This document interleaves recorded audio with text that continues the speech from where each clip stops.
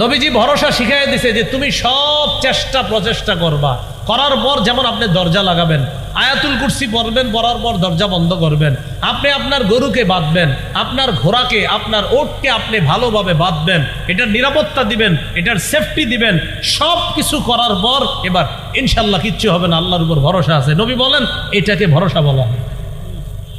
এটাকে কি বলা হয়? ভরসা। মনে করেন ড্রাইভার সাহেব ঘুমায়া চোখ বন্ধ করে গাড়ি চালাইতেছে, আল্লাহ ভরসা কিচ্ছু হবো না, এটাকে ভরসা বলে না। ভরসা বলা হয় আপনি সব কিছু, আপনার চোখে ঘুম নাই, মাশাল্লাহ শরীর ফুরফুরা, আপনি পুরো প্রস্তুতি ড্রাইভিং করার জন্য, এখন আপনি ড্রাইভিং করতেছেন, হ্যাঁ ইনশাল্লাহ কিচ্ছু হবে না, কারণ আমি পূর্ণ প্রস্তুতি নিয়ে ড্রাইভিং করতেছি, আশাবাদী ইনশাল্লাহ সমস্যা হবে না। এটার নাম তাওয়াক্কুল, এটার নাম ভরসা। অনেকে ইনকাম না করে, চাকরি বাকরি না করে ঘরে বসে থাকে, আর কয় কোনো সমস্যা নেই। তা আপনি কিছু করতেছেন না, আপনার আব্বা বিচার দিল আপনার নামে, সময় আল্লাহ ভরসা। তো আল্লাহ ভরসা তো ঠিক আছে, আপনি চেষ্টা করছেন নি। আল্লাহ আমাদের সকলকে তাওয়াক্কুলটা আমরা যেন বুঝে শুনে, তাওয়াক্কুলের বিষয়টা আমরা যেন বুঝে শুনে আমল করতে পারি, আল্লাহ তৌফিক দান করে। বলেন তো পদ্ধতি হিসাবে ইবাদত কয় প্রকার? 5। 1 নাম্বার আত্মিক ইবাদত, 2 নাম্বার মৌখিক ইবাদত। ইবাদত মৌখিক ইবাদতের মধ্যে শ্রেষ্ঠ ইবাদত কালিমাতুত তাওহীদ। পড়ি আমার সাথে, লা ইলাহা ইল্লাল্লাহ, এটা শ্রেষ্ঠ ইবাদত। বলেন তো, লা ইলাহা ইল্লাল্লাহ, এই কালিমাতুত তাওহীদ, এটা একদম মনে প্রাণে বিশ্বাস করে মুখে আপনি উচ্চারণ করা। সহিহ বুখারীর 25 নম্বর হাদিস। এই হাদিসের বর্ণনাকে আব্দুল্লাহ ইবনে ওমর রাদিয়াল্লাহু তাআলা আনহুমা বলেন, উমিরতু আন উকাতিলান নাস হাত্তা ইয়াশহাদু আন লা ইলাহা ইল্লাল্লাহ ওয়া আন্না মুহাম্মাদার রাসূলুল্লাহ। আমি ততক্ষণ আদিষ্ট হয়েছি জিহাদ করার ব্যাপারে, আমাকে ততক্ষণ পর্যন্ত জিহাদ করতে বলা হয়েছে, লড়াই করতে বলা হয়েছে, যতক্ষণ মানুষ এই সাক্ষ্য না দিবে আল্লাহ ছাড়া কোনো ইলাহ নাই, মুহাম্মদ সাল্লাল্লাহু আলাইহি সাল্লাম আল্লাহর রাসূল, এই সাক্ষ্য না দেওয়া পর্যন্ত আমি আদিষ্ট হয়েছি লড়াই করার জন্য। তো এখানে লা ইলাহা ইল্লাল্লাহ প্রকাশ্যে মুখে উচ্চারণ করতে হবে, দিল থেকেও স্বীকার করতে হবে। মুখের ইবাদতের মধ্যে একটা এটা জানলাম, সহিহ বুখারী 26 নম্বর হাদিসে আছে, সুইলা রাসূলুল্লাহ সাল্লাল্লাহু আলাইহি ওয়াসাল্লাম আইয়ুল আমালি আফযল। নবীকে প্রশ্ন করা হলো কোন আমল সবচেয়ে শ্রেষ্ঠ? নবীজি বললেন ঈমানুন বিল্লাহ, আল্লাহর প্রতি বিশ্বাস স্থাপন করা শ্রেষ্ঠ ইবাদত। সুবহানাল্লাহ। তাহলে আল্লাহকে বিশ্বাস করি অন্তর দিয়েও, আবার মুখেও স্বীকার করি, অন্তরেও বিশ্বাস করি, আবার মুখেও বলি আল্লাহ ছাড়া কোনো ইলাহ নাই। মৌখিক ইবাদতের মধ্যে আরেকটা ইবাদত বলেন তিলাওয়াতুল কোরআন। বলেন কোরআন তেলাওয়াত করা। সূরা কাহফের 27 নম্বর আয়াতে আল্লাহ বলেন, ওয়াতলু মা উহিয়া ইলাইকা মিন কিতাবি রাব্বিকা লা মুবাদদিলা লিকালিমাতি। আপনার রবের পক্ষ থেকে ওহী হিসাবে যে কিতাব দেওয়া হয়েছে, কিতাবের যে অংশ দেওয়া হয়েছে, আপনি তা তেলাওয়াত করেন, এটা পরিবর্তনকারী কেউ নাই, আপনার রবের কথা পরিবর্তনকারী কেউ নাই, তেলাওয়াত করেন, কোরআন করেন। এবার আমার সাথে বলেন কোরআন একটু আওয়াজ করেও পড়া যায়, বলেন আওয়াজ ছাড়াও পড়া যায়। তাহলে আওয়াজ করেও পড়া যায়, আবার আওয়াজ ছাড়াও পড়া যায়। তিরমিজি শরীফের বর্ণনা 1333 নম্বর হাদিস। قال رسول الله صلى الله عليه وسلم الجاهر بالقرآن كالجاهر بالصدقة والمسر بالقرآن كالمسر بالصدقة। যে ব্যক্তি একটু উঁচু আওয়াজে কোরআন পড়ে সে প্রকাশ্যে সদকাকারীর মতো, যে ব্যক্তি একটু নিম্ন আওয়াজে কোরআন পড়ে সে গোপনে সদকাকারীর মতো। তাহলে কোরআন দুই ভাবে পড়া যায়। সহিহ বুখারীর বর্ণনা 5011 নম্বর হাদিস। এই হাদিসের বর্ণনাকারী বারা ইবনে আযিব রাদিয়াল্লাহু তাআলা তিনি বলেন, কানা রাজুলুন ইয়াকরাউ সূরাতাল কাহফি। এক ব্যক্তি সূরা কাহফ তেলাওয়াত করছিল। কোন সূরা? কাহফ। ওয়া ইলা জানিবিহি হিসানুন মারবুতুন বিশাতানাইন। ওই ব্যক্তির পাশে তার দুইটা ঘোড়া আছে, তার একটা ঘোড়া রশি দিয়ে বাঁধা, তার একটা ঘোড়া আছে দুইটা রশি দিয়ে বাঁধা ঘোড়াটা। তো উনি যখন কোরআন তেলাওয়াত করতেছে, ফাতাগাশাতু সাহাবা, ওই ঘোড়ার উপরে আকাশের মেঘ আইসা তারে ছায়া দিতেছে, ঘোড়ারে এটা মেঘের মতো দেখা যাইতেছে। এটা বুখারীর বর্ণনা। আর মুসলিমের বর্ণনাটা এমন, একটা মেঘমালার মতো দেখা গেছে, ফিহা আমসালুস সুরুজ, ওই মেঘের ভিতরে আবার আপনার বাতির মতো দেখা গেছে, বাতি। বুখারীতে আছে শুধু মেঘ, আর ওইটাতে আছে মেঘমালা, আর এটার মধ্যে বাতির মতো দেখা যাইতেছে। আরে ঘটনা কি, এটা কি? উনি যখন পড়তেছে এটা আরো নিচে আসতেছে। উনি বলেন ফাজআলাত তাদনু ওয়া তাদনু, এই মেঘ শুধু নিচের দিকে আসতেছে, মেঘের মতো খণ্ডটা শুধু নিচে আসতেছে।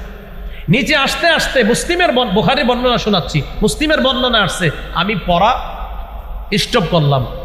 মুসলিমের বর্ণনা আসছে তখন ওই মেঘটা আবার উপরে উঠে গেছে। আর বুখারীর বর্ণনায় হলো ফালাম্মা আসবাহা, যখন সকাল হলো, আতান নবিয়্যা সাল্লাল্লাহু আলাইহি সাল্লাম, ওই ব্যক্তি নবীর কাছে আসছে। আসার পর নবীজিরে বলতেছে, হুজুর রাতের বেলা আমি কোরআন তেলাওয়াত করতেছিলাম, আকাশের মেঘ আসছে। আসার পর তখন মেঘ ছায়া দিছে ঘোড়াটাকে, ছায়া দেওয়ার পর ফাজআলা ইয়ানফিরু, ঘোড়া লাফানো শুরু করছে। মুসলিমের বর্ণনায় আসছে রাসূল সাল্লাল্লাহু আলাইহি সাল্লাম, তার সাহাবী ছিলেন উসাইদ ইবনে হুযাইর, তাকে বললেন, আচ্ছা তো তুমি তেলাওয়াত কি করলা? আমি থামায়া দিছি। এটা মুসলিমের বর্ণনা। কেন? হুজুর আমার সন্তান ইয়াহইয়া ওই ঘরেই ঘুমাইতেছিল, আমি টেনশন করলাম আমি যদি আরো তেলাওয়াত করি আর ঘোড়াও লাফাবে, লাফাইতে লাফাইতে আমার ছেলের উপরে পড়বে, ছেলের কষ্ট হবে, তাই আমি পড়া থামায়া দিছি। তারপর দেখি এটা উপরে চলে গেছে। আহা ইয়াবনা হুযাইর, ইয়াবনা হুযাইর, ও উসাইদ ইবনে হুযাইর, তুমি যদি আরো তেলাওয়াত করতা তাহলে ফজরের আজান যদি হয়ে যাইতো, ফজরের নামাজে যে মুসল্লিরা যাইতো তারাও এই দৃশ্য দেখতে পাইতো। এটা কোন দৃশ্য ছিল জানো?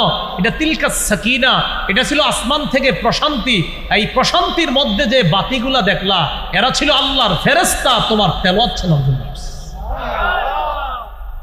আর বুখারীর বর্ণনা হলো তিলকা সাকিনাতু তানাজ্জালাত বিল কুরআন, এটা প্রশান্তি, এটা সাকিনা, তোমার কোরআন তেলাওয়াতের কারণে এই সাকিনা আসমান থেকে আসছে।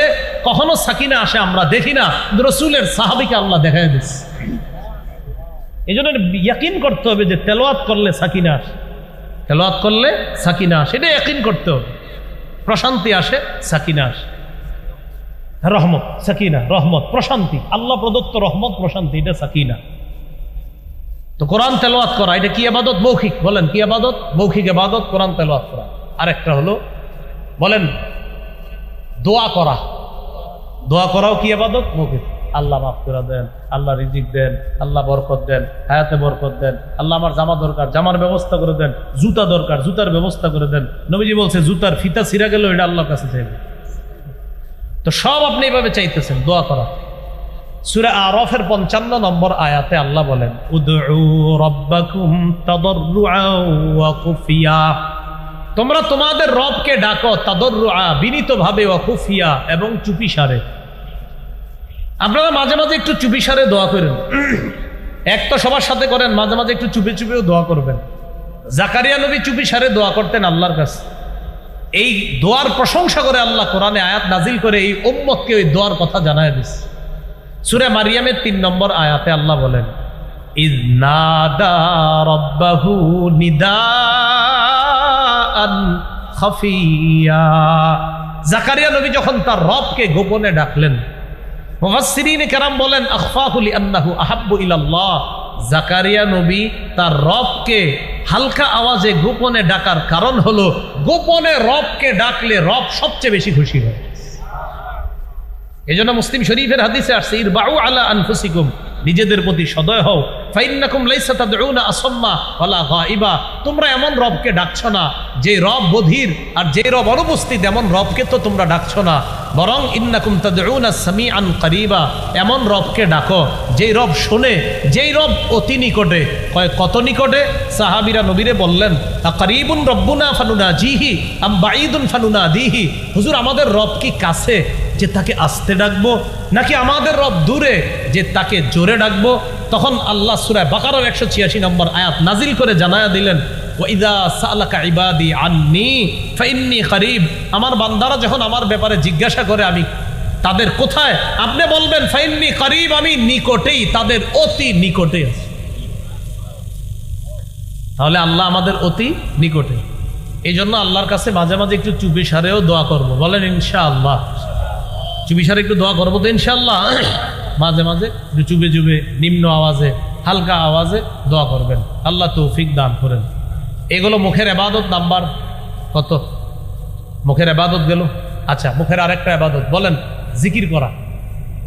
জিকির করা কি? মুখের ইবাদত। তাহলে কোরআন তেলাওয়াত করা, দোয়া করা, জিকির করা মুখের ইবাদত। সূরা আরাফের 205 নম্বর আয়াতে আল্লাহ বলেন, ওয়াদকুর রাব্বাকা ফি নাফসিক, তুমি তোমার রবকে স্মরণ করো মনে মনে, তাদাররুআ বিনীত হয়ে, ওয়া খীফা ভয়ে ভীতি নিয়ে, ওয়া দুনাল জাহরি মিনাল কওল অনুচ্চ সুরে, বিল গুদুবি ওয়াল আসল সকাল সন্ধ্যায় তুমি তোমার রবকে স্মরণ করো মনে মনে, বিনীতভাবে, ভয়ে ভীতি নিয়ে, অনুচ্চ সুরে তুমি তোমার রবকে স্মরণ করো সকাল সন্ধ্যায়। তুমি গাফেলদের অন্তর্ভুক্ত হও না। সহিহ বুখারীর 660 নম্বর হাদিসটা মনে রাখবো। আর আজকে রাত্রে 3টা বা 2টায় যদি ঘুম ভেঙে যায়, তখন হালকা কিছু সময়, আজকে থেকে যতবার ঘুম ভাঙবে কিছু সময় হইল, একবার হইল আল্লাহরে স্মরণ করুন। রাজি আছেন ইনশাআল্লাহ? আল্লাহ তৌফিক দান করেন। এটা কিভাবে? ঘুম ভেঙে গেছে, আপনার ইস্তেঞ্জার ব্যাগ হয়েছে, আপনার বিবি ঘুমায়, সন্তান সবাই ঘুমায়, ইস্তেঞ্জা করতে গেলেন, বাইর হয়ে দেখলেন সব ঘুমায়, আপনি যে বুদ্ধি করে বলবে ওই সময় সবাই ঘুমায়, একটু আল্লাহরে চুপে চুপে স্মরণ করি। তখন আল্লাহরে বললেন সুবহানাল্লাহ, আলহামদুলিল্লাহ, লা ইলাহা ইল্লাল্লাহ, আল্লাহু আকবার। অথবা আপনি বললেন আউযু বিল্লাহি মিনাশ শাইতানির রাজীম, বিসমিল্লাহির রহমানির রহিম, কুল হুয়াল্লাহু আহাদ, আল্লাহুস সামাদ, লাম ইয়ালিদ ওয়া লাম ইউলাদ ওয়া লাম ইয়াকুল লাহু কুফুয়ান আহাদ। এই চুপি চুপি আস্তে আস্তে পড়বেন, কারো ঘুম যেন ডিস্টার্ব না হয়। আল্লাহ কত খুশি হবে চিন্তা করেন, সবাই ঘুমায়, আমার বান্দা আমার নাম করে। এই মুখের এই জিকির। তাহলে তেলাওয়াত গেল, মৌখিক ইবাদত গেল, লা ইলাহা ইল্লাল্লাহ গেল, তেলাওয়াত গেল, দোয়া গেল, জিকির গেল, মৌখিক ইবাদত করবো তো ইনশাআল্লাহ আমরা। এবাদতের পদ্ধতি হিসাবে এবাদত কয় প্রকার জানি? 1 নাম্বার আত্মিক, 2 নাম্বার, 3 নাম্বার দৈহিক। দৈহিক বা শারীরিক এবাদত। দৈহিক বা শারীরিক এবাদত কি? সেটা হলো নামাজ পড়া, সুবহানাল্লাহ বলুন, রোজা রাখা, নামাজ পড়া, এই দৈহিক এবাদত। এই দৈহিক এবাদত যে এবাদতে শরীর নড়াচড়া করে, শরীর নড়াচড়া করে, যেমন সূরা হজের 77-78 নম্বর আয়াত, 17 পারার শেষ পৃষ্ঠা, ইয়া আইয়ুহাল্লাযীনা আমানু রুকউ, হে ঈমানদারগণ রুকু করো। শরীর খরচ হয়নি? রুকু করলে শরীর নড়াচড়া হয় কিনা? ওয়াসজুদু, সিজদা করো, নড়াচড়া হয় কিনা? ওয়া'বুদু রাব্বাকুম, রবের ইবাদত করো। ওয়াফআলুল খায়র, কল্যাণ কাজ বেশি বেশি করো, ভালো কাজ। লাআল্লাকুম তুফলিহুন, যাতে তোমরা সফল কাম হও। তিরমিজির একটা হাদিস শুনেন, 2466 নম্বর হাদিস, 2466। এই হাদিসটা হাদিসে কুদসি। আন আবি হুরায়রা রাদিয়াল্লাহু তাআলা আনহু قال قال رسول الله صلى الله عليه وسلم إن الله تعالى يقول يا ابن آدم, আল্লাহ পাক রব্বুল আলামিন বলেন, হে আদম সন্তান, হে আদম সন্তান, তাফাররাগ লিইবাদাতি, তুমি আমার ইবাদতের জন্য একটু চেষ্টা মুজাহাদা করো, যথাসাধ্য চেষ্টা করো আমার ইবাদতের জন্য। তাহলে কি উপকার? আমলা সদরাকা ভিনা, আমি তোমার অন্তর ঐশ্বর্যে পরিপূর্ণ করে দিব। তুমি আমার ইবাদত যথাসাধ্যভাবে চেষ্টা করো, আমার ইবাদত করো। আমলা সদরাকা গিনা, তোমার এই অন্তর, তোমার এই বুক, তোমার এই বুকটা আমি আল্লাহ ধনাঢ্যতায় পরিপূর্ণ করি। তাহলে কি বললো আল্লাহ? তুমি আমার জন্য ইবাদত করো, যথাসাধ্য চেষ্টা করে তোমার অন্তরটা আমি আল্লাহ ঐশ্বর্যে, টাকা পয়সা, ধন সম্পদ দিয়ে পরিপূর্ণ করে দিই।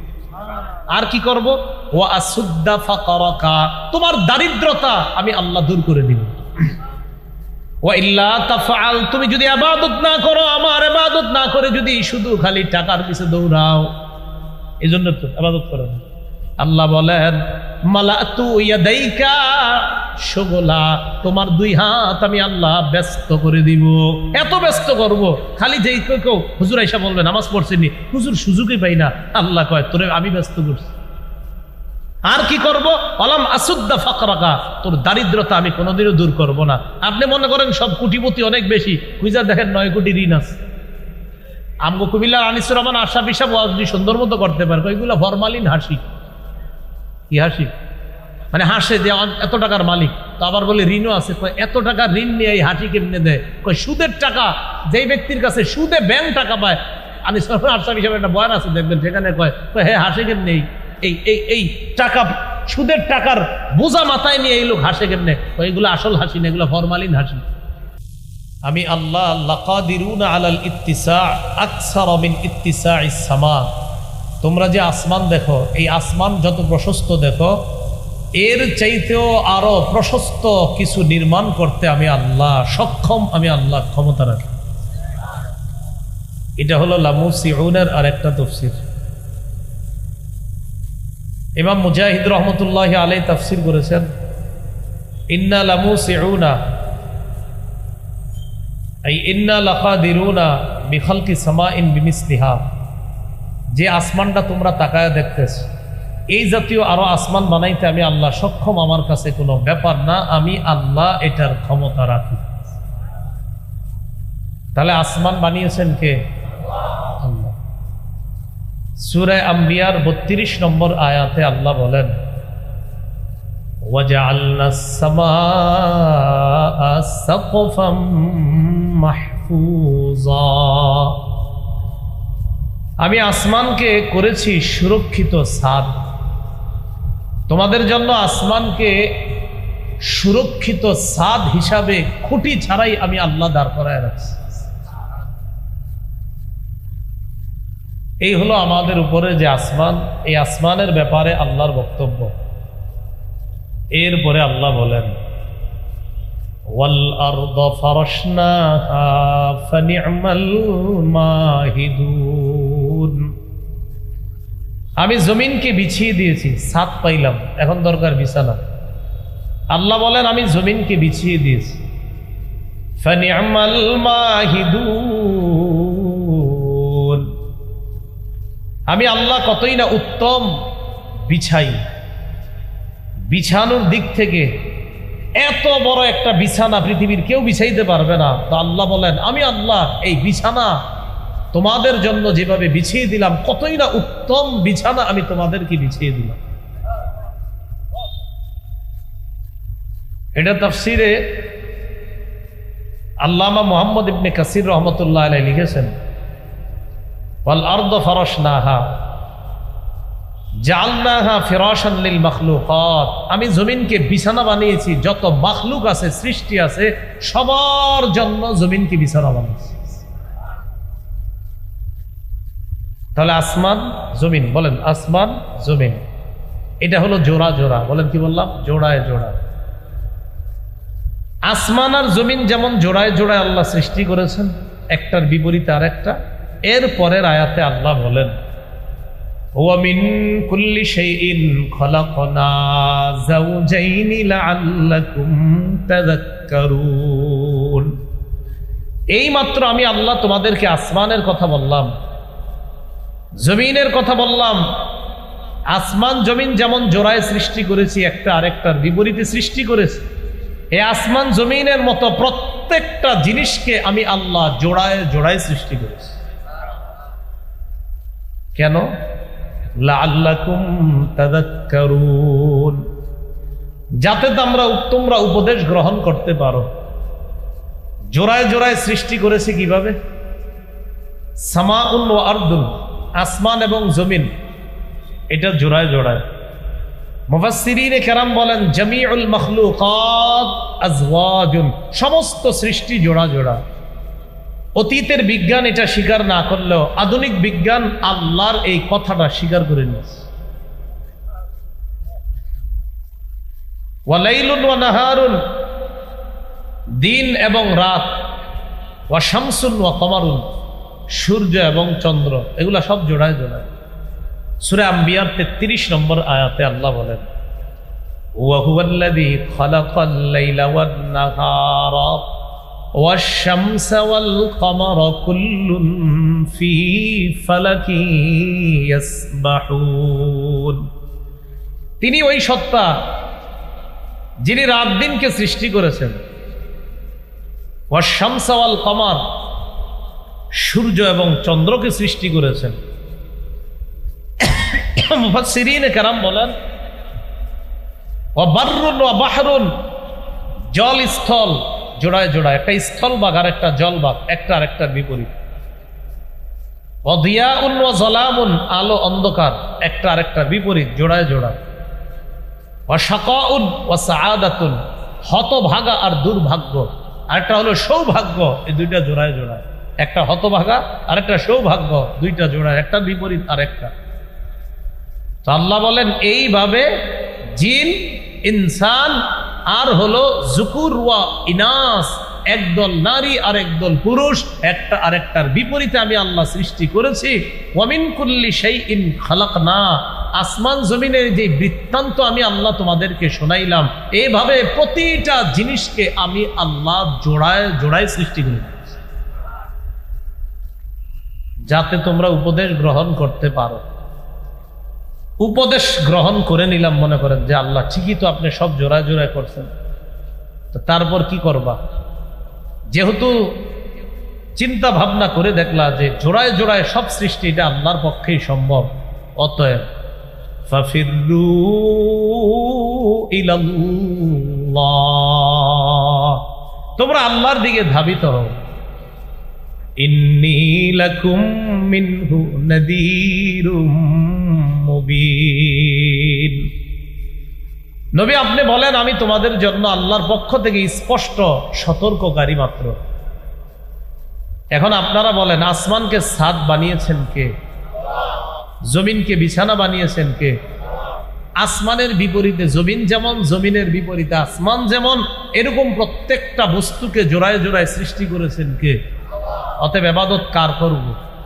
তো আল্লাহ বলেন, ওয়ালা তাজআলু মা'আল্লাহি ইলাহান আখার, তোমরা আল্লাহর সাথে অন্য কোনো ইলাহকে সাব্যস্ত করবা না, নির্ধারণ করবা না। তোমরাই তো মাত্র জানলা আসমান বানাইলাম আমি আল্লাহ, জমিন বানাইলাম আমি আল্লাহ, প্রত্যেকটা জিনিসকে জোড়ায় জোড়ায় সৃষ্টি করলাম আমি আল্লাহ। যেন গবেষণা করে আমার দিকেই ধাবিত হও। ধাবিত হওয়ার পর মনে রাখবা আমার সাথে শিরিক করবা না, সব কিছুর কৃতিত্ব আমাকেই দিবা। আসমান আমি একচ্ছত্র ভাবে এটার মালিক, জমিনেরও একচ্ছত্র মালিক আমি আল্লাহ। লা তাজআলু মা'আল্লাহি ইলাহান আখার, আল্লাহর সাথে অন্য কোন ইলাহকে তোমরা সাব্যস্ত করবা না। তো ইলাহ কয়জন? এবার আল্লাহ নবীকে বলতেছেন, নবী আপনি বলেন, ইন্নী লাকুম মিনহু নাযীরুম মুবিন, আমি নবী আল্লাহর পক্ষ থেকে তোমাদের জন্য সুস্পষ্ট সতর্ককারী।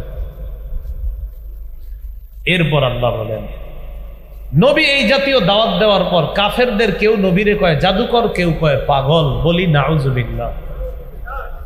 আল্লাহ সান্ত্বনা বাণী শোনায় দিচ্ছে, কাযালিকা মা আতাল্লাযীনা মিন ক্বাবলিহিম মির রাসূলিন ইল্লা ক্বালু সাহিরুন আও মাজনুন, যেমনি ভাবে আপনারে জাদুকর বলে, আপনাকে পাগল বলে, তেমনি ভাবে মা আতাল্লাযীনা মিন ক্বাবলিহিম মির রাসূলিন, ইতিপূর্বে যত রাসূল দুনিয়াতে এসেছে, এই বর্তমান জাতির পূর্বে যত নবী দুনিয়াতে আসছে, রাসূল আসছে, ইল্লা ক্বালু সাহিরুন আও মাজনুন, সব জাতি নবীকে বলেছে জাদুকর অথবা বলেছে পাগল। চিল্লা বলি নাউজুবিল্লাহ। নবী আপনি টেনশন করেন না, আপনারা যে বলতেছে এটা আপনি টেনশন করবেন না, মনে কষ্ট নিয়েন না, অতীতের নবীদেরকেও তারা এগুলো বলছে। এখন দেখবেন আমাদের বাংলাদেশি কিছু মানুষের ডায়লগ আছে যে আমার বাপদাদা কি ভুল করছে, বলে কিনা এরকম কথা বলে না, আমার আব্বা কি ভুল করছে, আমার আম্মা কি ভুল করছে, এরকম যদি ভুল ধরা দেন বলবে কি আমার আব্বা কিনা ভুল করে গেছে। ভুল যদি 14 গোষ্ঠী করে, ভুল তো ভুলই, ভুল 14 গোষ্ঠী করলে কি হবে? সবচেয়ে বড় দলিল ইব্রাহিম নবী। বলেন কোন নবী? ইব্রাহিম নবী তার আব্বা আর তার জাতিকে বলতেছে, আচ্ছা আপনারা যাদের সামনে মাথা ঝুঁকান, এরা তো লা ইয়ানফাউকুম শাইআ ওয়া লা ইয়াদুররুকুম, উপকারও করতে পারে না, ক্ষতি করতে পারে না, এদের সামনে মাথা ঝুঁকান কেন? তো তারা জবাব দিত কি? বাপেও জবাব দিছে, 14 গোষ্ঠী জবাব দিল ইব্রাহিম নবীকে। ক্বালু বাল ওয়াজাদনা আবাআনা কাযালিকা ইয়াফআলুন, আমরা আমাদের বাপদাদাদেরকে পাইছি এগুলা করতে, আমাদের বাপদাদারাও করছে, তাই আমরাও করতেছি। এবার ইব্রাহিম নবী জবাব দিলেন, উফিন লাকুম ওয়ালিমা তা'বুদুনা মিন দুনিল্লাহি আফালা তা'কিলুন, ধিক আফসোস তোমাদের জন্য, আর তোমরা যাদের ইবাদত করো আল্লাহ ছাড়া, যার পূজা করো তাদের জন্য আফসোস। এগুলা বইলা বলতেছে আফালা তা'কিলুন, তোমরা কি বুঝো না? তোমরা কি বেআকল? তোমরা কি বুঝো না কিছু? ওই যে বলছে বাপ দাদারা যা করছে আমরাও তা করি। ইব্রাহিম নবী বললেন, লাকাদ কুনতুম ওয়া আবাউকুম, তোমরা এবং তোমাদের বাপ দাদারা, কি বলতেছে দেখেন, তোমরা এবং তোমাদের বাপ দাদারা কওমান দাল্লিন, তোমরা সব পথভ্রষ্ট, তোমরাও ভুল করছো, তোমরাও পথভ্রষ্ট, বাপদাদা 14 গোষ্ঠী ভুল করছে, তারাও পথভ্রষ্ট। কোন আলেম যখন এই জামানায় ভুল ধরায়া দেয়, কোন ইমাম খতিব যখন ভুল ধরায়া দেয়, আর কোন বেদাতি যদি বলে আমার 14 গোষ্ঠী এটা করেছে, স্পষ্ট জবাব হবে ইব্রাহিম নবী যেমন বলছে, তুমিও ভুল করতেছো, 14 গোষ্ঠী ভুল করছে, আমরাও জবাব দিব আপনিও ভুল করতেছেন, আপনার বাপ দাদা 14 গোষ্ঠী ভুলই করছে, আব্বা আম্মা এটা করছে। তো আপনি ভুল করলে তো ভুলই, সেটা আপনার আব্বা করুক আর দাদা করুক, ভুল ভুল। এটা কেন বললাম? ওই পরের আয়াতটা বলার জন্য, ওই যে আমার মূল আলোচনায় সেখানে আল্লাহ বলতেছে আতাওয়াসাউ বিহি। আচ্ছা, এরা যে নবীদেরকে জাদুকর আর পাগল বলে, এটা কি বংশ পরম্পরায় ওসিয়ত করে গেছে নাকি? যে আপনি আমারে বলতেছেন আর তারা বলতেছেন, আচ্ছা তোমাকে বংশ ওসিয়ত করছে, আচ্ছা তোমাদের বংশ কি বলছে যে আমরা নবী করে পাগল বলছি, তোরাও পাগল বলবি? পরের জামানায় যারা আসবে তারাও এরকম কোনো ওসিয়ত করছে নাকি পরস্পর? আল্লাহ বলতেছেন না, আসলে কেউ ওসিয়ত করে নাই, বরং বালহুম কওমুন তাগুন, এরা সবাই নাফরমান জাতি, ওসিয়তের দরকার নাই। প্রত্যেক যুগেই নাফরমানরা নবীকে পাগল বলছে, জাদুকর বলছে, এটা কোনো ওসিয়ত না, বংশীয় কোনো ওসিয়ত না। এবার নবীজিকে আল্লাহ সান্ত্বনা দিয়ে বলে ফাতাওয়াল্লা আনহুম, নবী আপনি তাদের থেকে ফিরে যান, মুখ ফিরিয়ে নেন। ফামা আনতা বিমালুম, আপনি তো দাওয়াত দিয়েছেন, আপনি তিরস্কৃত হবেন না, আপনি নিন্দিত হবেন না, আপনাকে নিন্দা করা হবে না, আপনার দাওয়াতের কাজ আপনি করেছেন। এরপর আল্লাহ বলেন ওয়াযাক্কির ফাইন্নাদ যিকরা তানফাউল মুমিনিন, আপনি ওয়াজ করতে থাকেন, উপদেশ দিতে থাকেন। ফাইন্নাদ যিকরা তানফাউল মুমিনিন, উপদেশ মুমিনদের উপকারে আসে, উপদেশ মুমিনদের উপকারে আসে। এই যে আজকে ওয়াজ মাহফিলের ব্যবস্থা করছে আহলে সুন্নাত ওয়াল জামাত, আজকে আসরের পর থেকে আলোচনা চলতেছে, এমন আলোচনা হয়েছে যে আলোচনা আপনারা 10 বার শুনছেন, 20 বার শুনছেন, কিন্তু আল্লাহ কোরআনে বলতেছে জানা জিনিস মুমিনদের সামনে বারবার আলোচনা করেন, বারবার, এতে মুমিনের উপকার হবে। দাওয়াত তাবলীগে কি কয়, প্রতিদিনই কি কইতেছে, 6 জিনিসের উপর মেহনত করে চলতে পারলে দিনের উপর চলা সহজ। তাহলে দেখেন একই কথা বারবার বলতেছে। প্রথম 3 দিন গেছে মোটামুটি, আবার গেছে 10 দিন মোটামুটি, আবার 40 দিন গেছে, এখন মোটামুটি দাড়ি একটু উঠে গেছে, আবার আপনার 4 মাস গেছে, এখন এই বেটা মাথায় পাগড়ি নিয়ে, দাড়ি নিয়ে, সুন্নতি লেবাস নিয়ে বাসায় চলে আসছে। তাহলে একই কথা তো ডেলি শুনতেছে, পরিবর্তন হয়ে গেছে। ওয়াযাক্কির, উপদেশ দেন, বারবার মুমিনকে উপদেশ দেন, জানা কথা বারবার আলোচনা করেন। ফাইন্নাজ যিকরা তানফাউল মুমিনিন, এই উপদেশ আলোচনা মুমিনের উপকার করে। এরপর আল্লাহ পাক রব্বুল আলামিন বলে আসমানের কথা জানাইলাম, জমিনের কথা জানাইলাম, আসমান তোমাদের ছাদ, জমিন তোমাদের বিছানা। এখন আপনাদের কাছে জানতে চাই, এই যে আসমান আমাদের ছাদ হিসাবে আছে, জমিনটা আমাদের বিছানা হিসাবে আছে, এগুলা বিছানাটা বানাইছে কে? ছাদটা বানাইছে কে? তো ইবাদত কার করব? এবার আল্লাহ ফাইনাল কথা বলতেছে, ওয়ামা খালাকতুল জিন্না ওয়াল ইনসা ইল্লা লিয়াবুদুন, আমি জিন ইনসানকে সৃষ্টি করেছি আমার ইবাদত করার জন্য। কি করার জন্য? ইবাদত। খুব গুরুত্ব দিয়ে শুনবো কথাগুলো, আমার সাথে একটু বলেন। প্রতিপালনের বলেন ধরন, বা পদ্ধতি হিসাবে ইবাদত 5 প্রকার।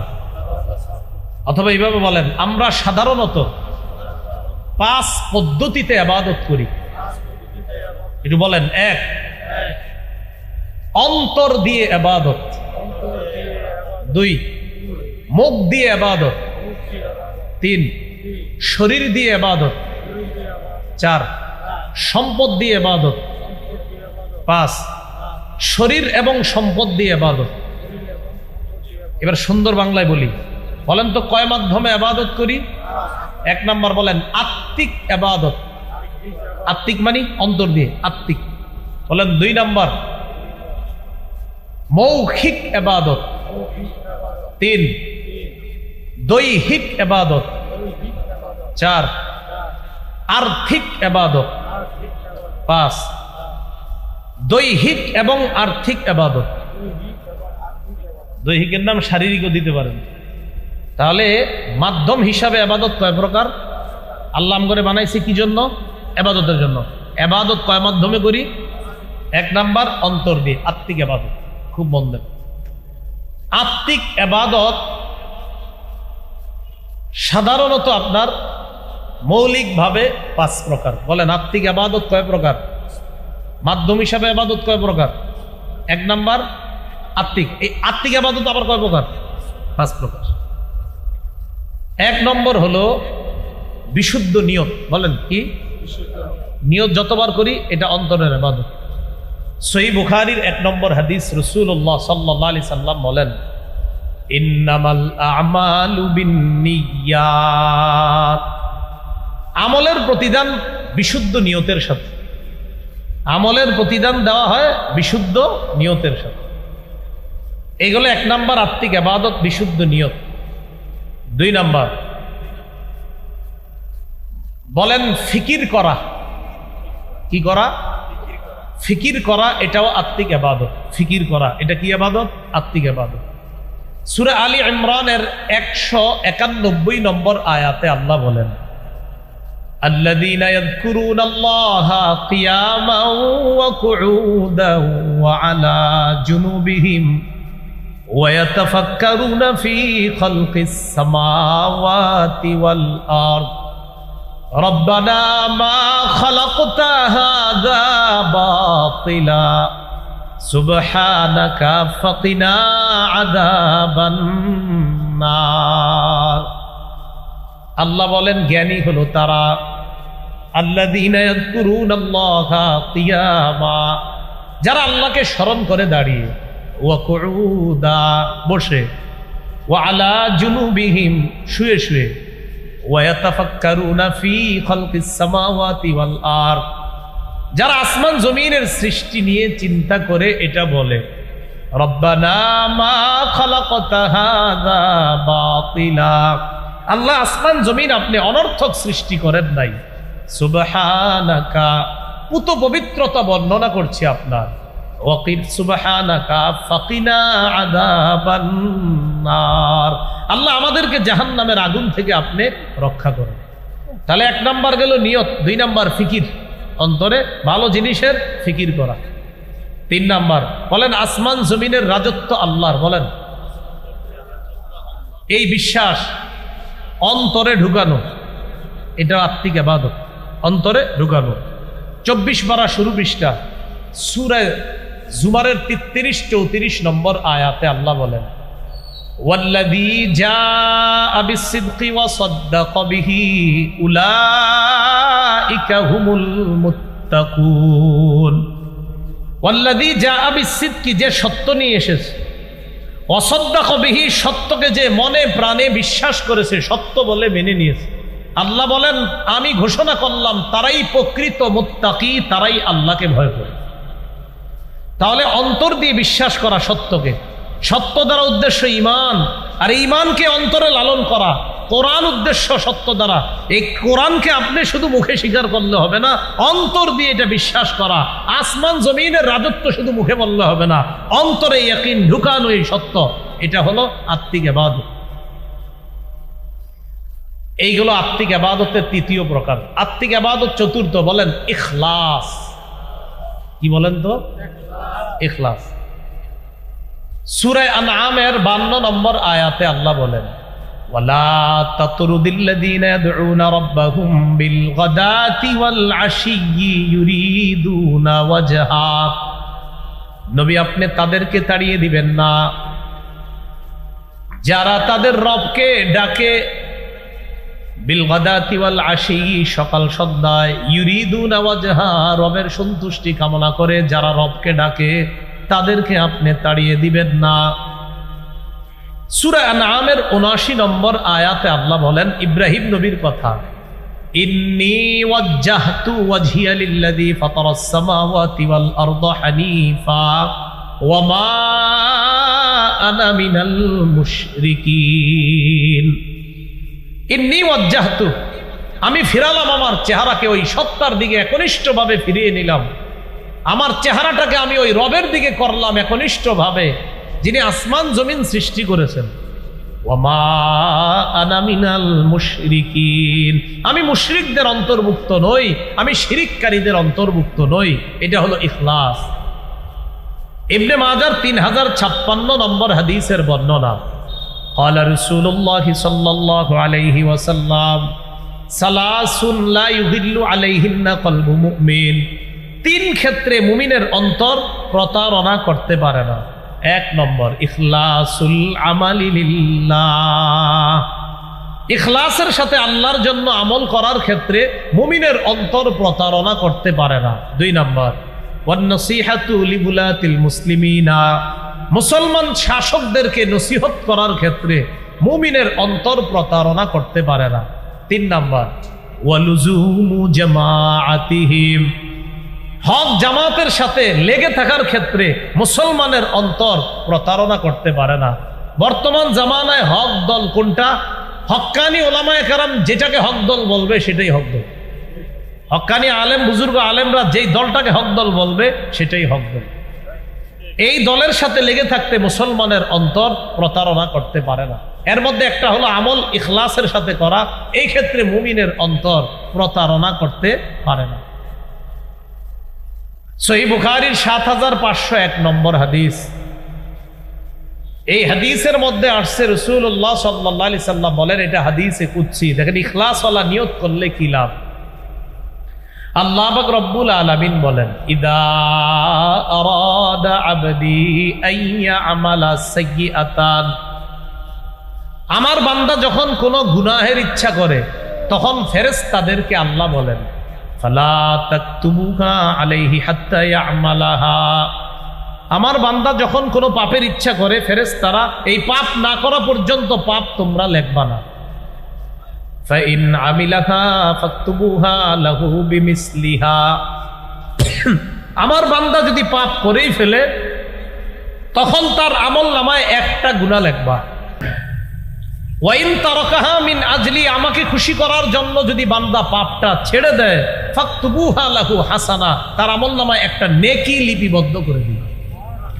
তাহলে দেখেন কি বলতেছে এখানে, ইখলাসের সাথে নেক আমলের নিয়ত করে নাই, খারাপ কাজের নিয়ত করেছে কলব থেকে, কিন্তু নিয়ত করার পরে কাজটা করে নাই। আল্লাহ বলে গুনাহ লেখো না, কাজটা যদি ছেড়ে দেয় একটা নেকি লেখো। এবার আল্লাহ বলেন ওয়াইদা আরাদা আইয়ামালা হাসানা, ইখলাসের সাথে যদি একটা ভালো কাজের নিয়ত করে, ফালাম ইয়ামালহা, আর যদি কাজটা না করে, ফাকতুবুহা লাহু হাসানাতান, আল্লাহ বলেন তার আমলনামায় একটা নেকি লিপিবদ্ধ করে দাও।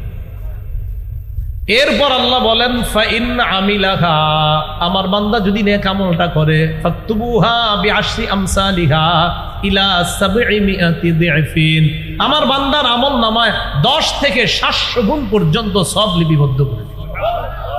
এটা হলো আপনি ইখলাসের সাথে যদি কোনো ভালো কাজের নিয়ত করেন, এটার লাভ আছে। সহিহ মুসলিমের বর্ণনা ১৯০৯ নম্বর হাদিস, এই হাদিসে আসছে রাসূলুল্লাহ সাল্লাল্লাহু আলাইহি সাল্লাম বলেন, মান সাআলাল্লাহা শাহাদাতা বিসিদকিন, কোন ব্যক্তি যদি দিল থেকে ইখলাসের সাথে শহীদ হওয়ার নিয়ত করে, বাল্লাগাহুল্লাহু মানাজিলাশ শুহাদা ওয়া ইন মাতা আলা ফিরাশিহি, এই ব্যক্তি যদি তার ঘরে বিছানায় মারা যায় আল্লাহ তাকে শহীদদের মর্যাদায় পৌঁছায় দেয়। ইখলাসের সাথে কেউ শহীদ হওয়ার নিয়ত করেছে, এই বান্দা যদি তার ঘরের বিছানায় মারা যায় আল্লাহ তাকে শহীদদের মর্যাদায় পৌঁছায় দেয়। সহিহ বুখারীর বর্ণনা 2839 নম্বর হাদিস। আনাস ইবনে মালিক রাদিয়াল্লাহু তাআলা আনহুর বর্ণনা, তিনি বলেন আন্নান নবী সাল্লাল্লাহু আলাইহি ওয়াসাল্লাম ফি গাযাতিন, এক যুদ্ধে নবী ছিলেন। যুদ্ধে থাকা অবস্থায় নবীজি বললেন ইন্না আকওয়ামান বিল মদিনাতি খালফানা মা সালাকনা শিআবান ওয়ালা ওয়াদিয়ান ইল্লা ওয়া হুম মা'না ফি হাবাসাহুমুল উজ। নবীজি বলেন মদিনায় একদল লোক আছে আমাদের পিছনে, যারা আজকে আমাদের সাথে আসতে পারে নাই। এইখানে আমরা যতটা উপত্যকা অতিক্রম করেছি, আমরা যতটা গিরিপথ পাড়ি দিয়েছি, মদিনার ওই মানুষগুলাও আমাদের সওয়াবে অংশীদার হবে। কেন হবে? কয় তাদের নিয়ত ছিল কিন্তু আসতে পারে নাই। হাবাসাহুমুল উজরু, উজর তাদেরকে আটকায়া দিছে, এই কারণে তারা আসতে পারে নাই। যেহেতু তাদের পরিশুদ্ধ নিয়ত ছিল, এই পরিশুদ্ধ নিয়তের কারণে আল্লাহ পাক রব্বুল আলামিন আমরা যে সওয়াবগুলা পেলাম, এই সওয়াবে আল্লাহ তাদেরকে অংশীদার বানান। সহিহ বুখারীর বর্ণনা 44 নম্বর হাদিস।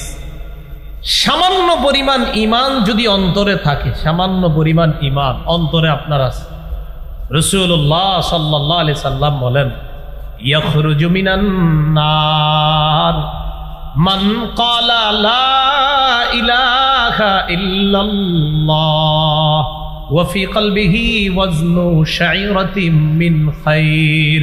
কোন ব্যক্তির অন্তরে যদি জব পরিমাণ ঈমান থাকে আর ব্যক্তি লা ইলাহা ইল্লাল্লাহ বলে, নবী বলেন এই ব্যক্তি জাহান্নামে গেলেও একদিন জাহান্নাম থেকে বের হয়ে যাবে। ওয়া ইয়াখরুজু মিনান নার মান ক্বালা লা ইলাহা ইল্লাল্লাহ ওয়া ফি কলবিহি ওয়াজনু বুররাতিন মিন খাইর।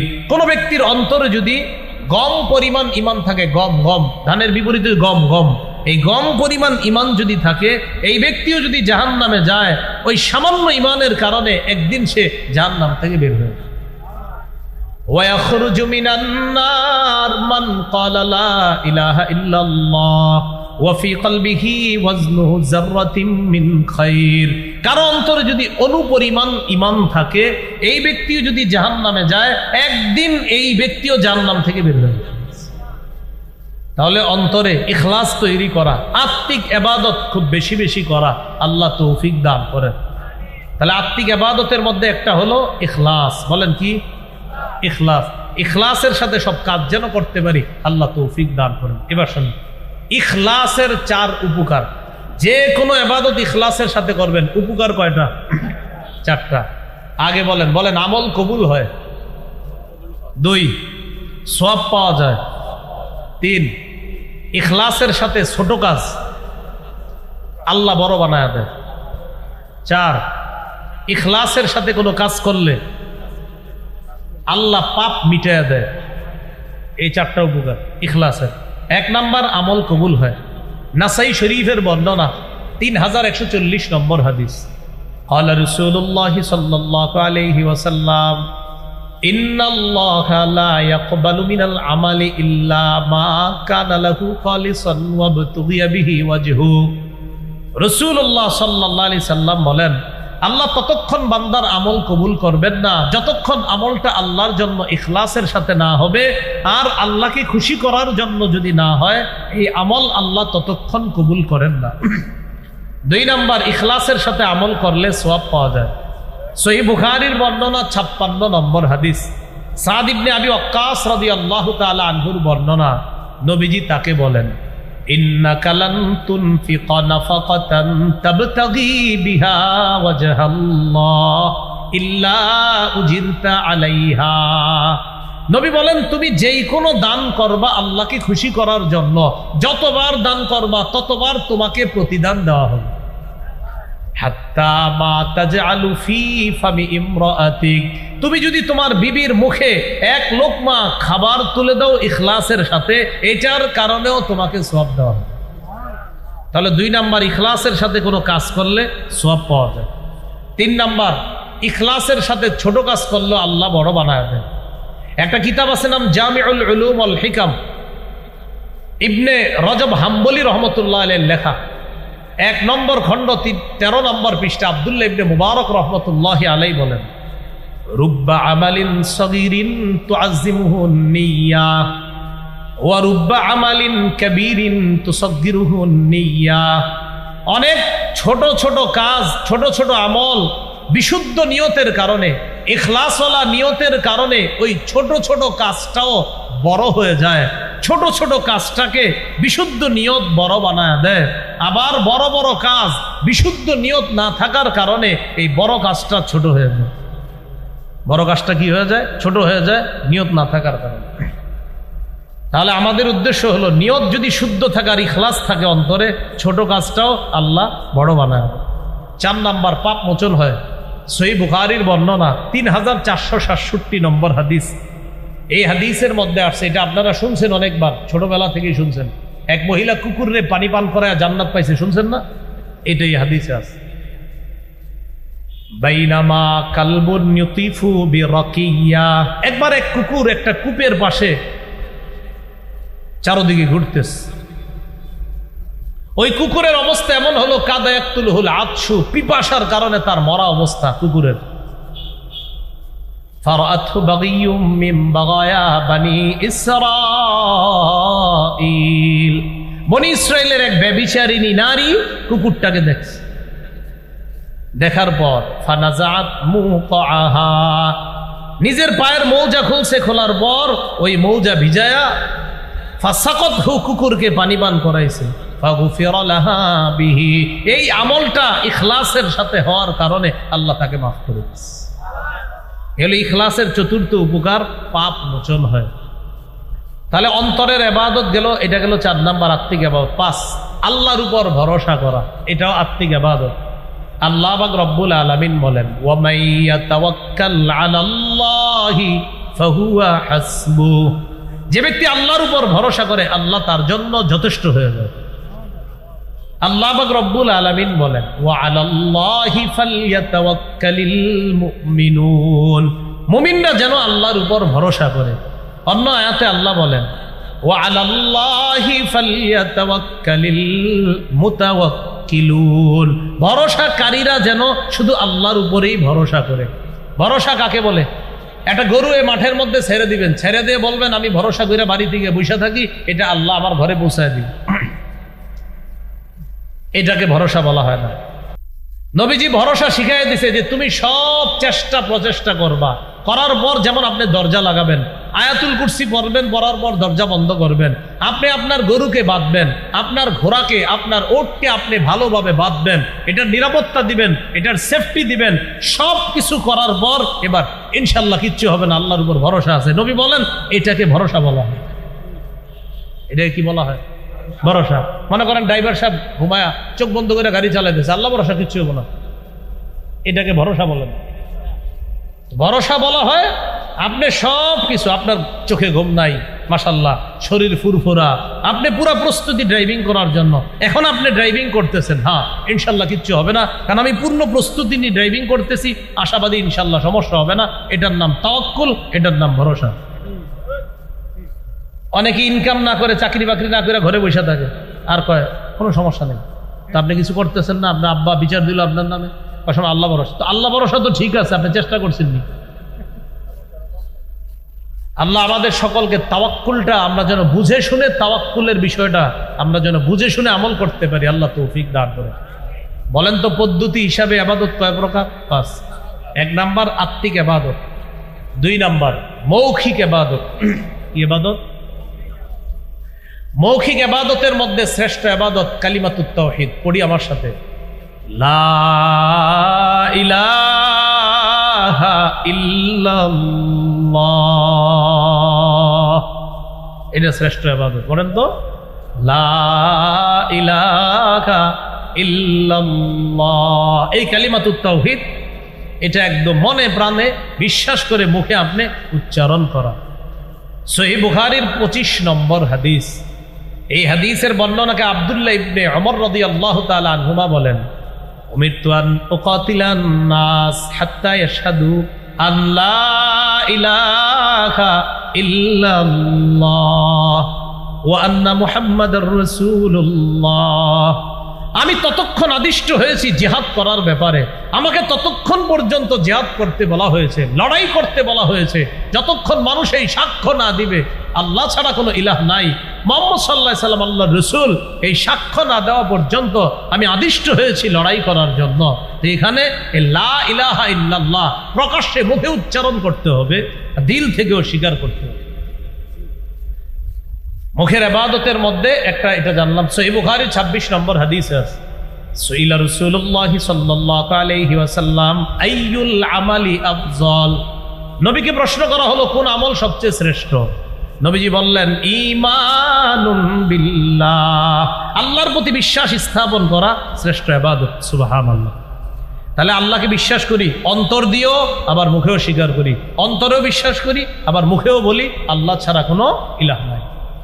মৌখিক ইবাদতের মধ্যে আরেকটা ইবাদত বলেন তিলাওয়াতুল কোরআন, বলেন কোরআন তেলাওয়াত করা।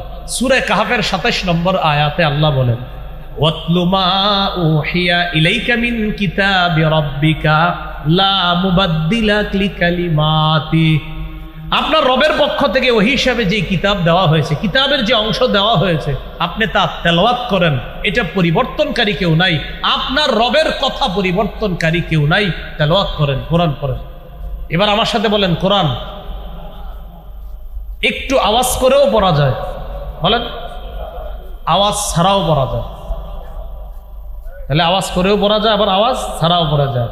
তিরমিজি শরীফের বর্ণনা 1333 নম্বর হাদিস, قال رسول الله صلى الله عليه وسلم الجاهر بالقرآن كالجاهر بالصدقة والمسر بالقرآن كالمسر بالصدقة, যে ব্যক্তি একটু উঁচু আওয়াজে কোরআন পড়ে সে প্রকাশ্যে সদকাকারীর মতো, যে ব্যক্তি একটু নিম্ন আওয়াজে কোরআন পড়ে সে গোপনে সদকাকারীর মতো। তাহলে কোরআন দুই ভাবে পড়া যায়। সহিহ বুখারীর বর্ণনা 5011 নম্বর হাদিস, এই হাদিসের বর্ণনাকারী বারা ইবনে আযিব রাদিয়াল্লাহু তাআলা তিনি বলেন কানা রাজুলুন ইয়াকরাউ সূরাতাল কাহফি, এক ব্যক্তি সূরা কাহফ তেলাওয়াত করছিল। কোন সূরা? কাহফ।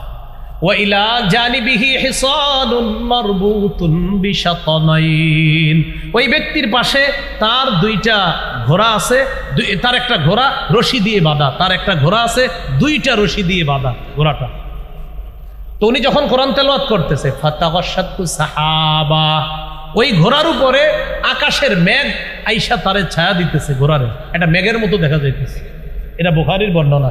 আর মুসলিমের বর্ণনাটা এমন, একটা মেঘমালার মতো দেখা গেছে, ফিহা আমসালুস সুরুজ, ওই মেঘের ভিতরে আবার আপনার বাতির মতো দেখা গেছে, বাতি।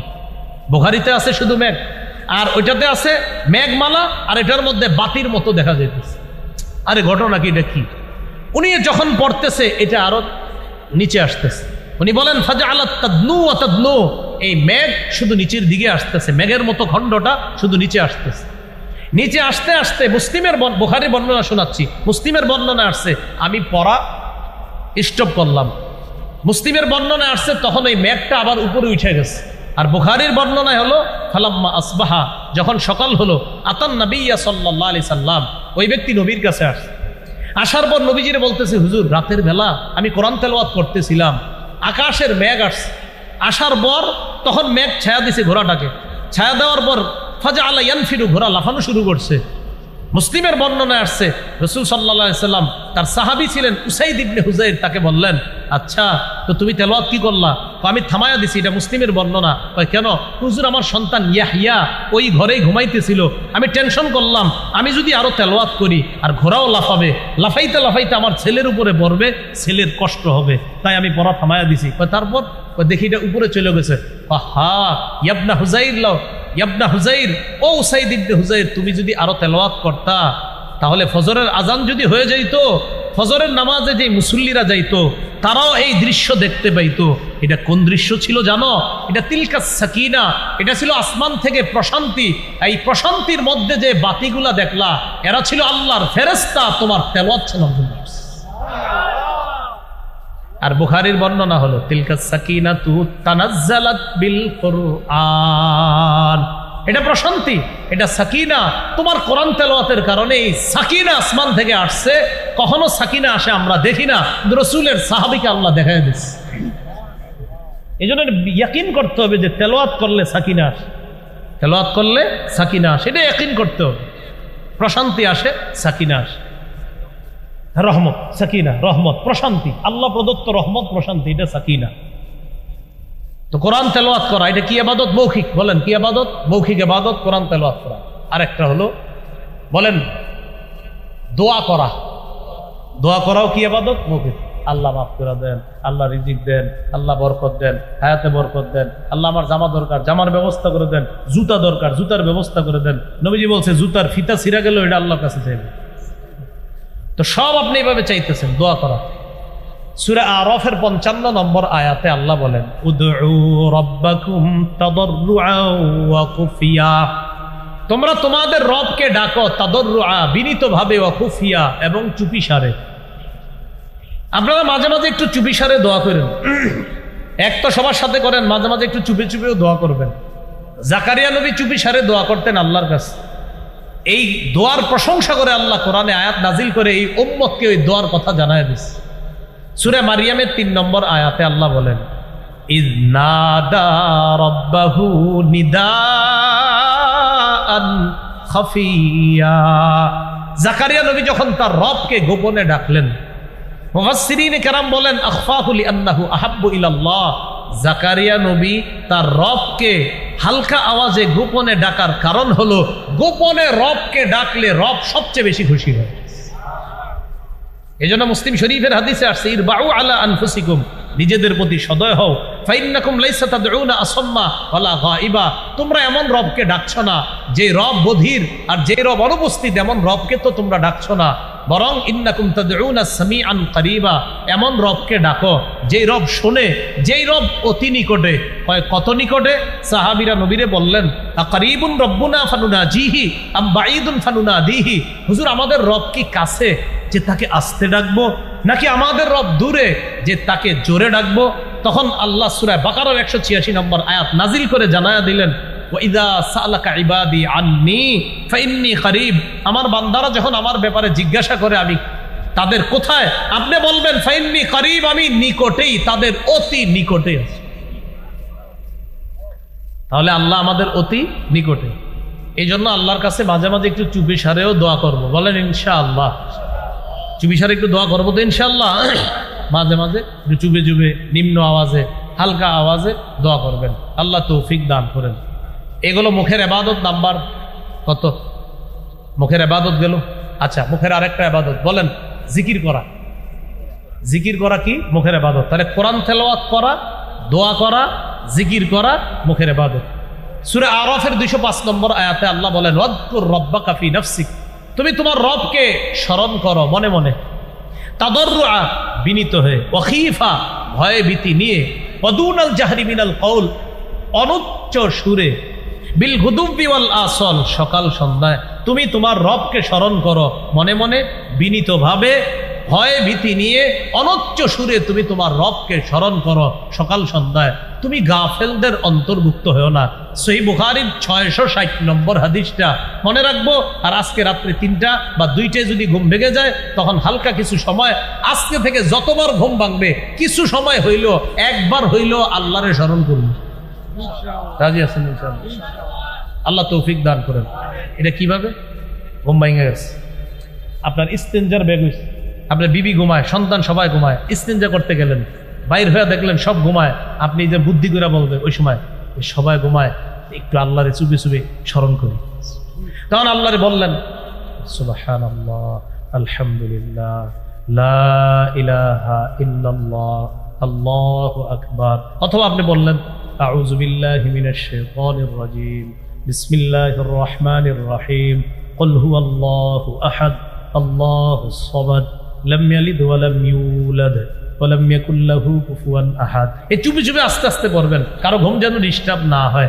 আল্লাহ কত খুশি হবে চিন্তা করেন, সবাই ঘুমায়, আমার বান্দা আমার নাম করে। এই মুখের এই জিকির। তাহলে তেলাওয়াত গেল, মৌখিক ইবাদত গেল, লা ইলাহা ইল্লাল্লাহ গেল, তেলাওয়াত গেল, দোয়া গেল, জিকির গেল, মৌখিক ইবাদত করব তো ইনশাআল্লাহ। আমরা ইবাদতের পদ্ধতি হিসাবে ইবাদত কয় প্রকার জানি? 1 নাম্বার আত্মিক, 2 নাম্বার 3 নাম্বার দৈহিক, দৈহিক বা শারীরিক ইবাদত। দৈহিক বা শারীরিক ইবাদত কি? সেটা হলো নামাজ পড়া, সুবহানাল্লাহ বলুন, রোজা রাখা, নামাজ পড়া, এই দৈহিক ইবাদত। এই দৈহিক ইবাদত যে ইবাদতে শরীর নড়াচড়া করে, শরীর নড়াচড়া করে, যেমন সূরা হজের ৭৭-৭৮ নম্বর আয়াত ১৭ পারার শেষ পৃষ্ঠা, ইয়া আইয়ুহাল্লাযীনা আমানু রুকউ, হে ঈমানদারগণ রুকু করো। শরীর খরচ হয়নি, রুকু করলে শরীর নড়াচড়া হয় কিনা? ওয়াসজুদু, সিজদা করো, নড়াচড়া হয় কিনা?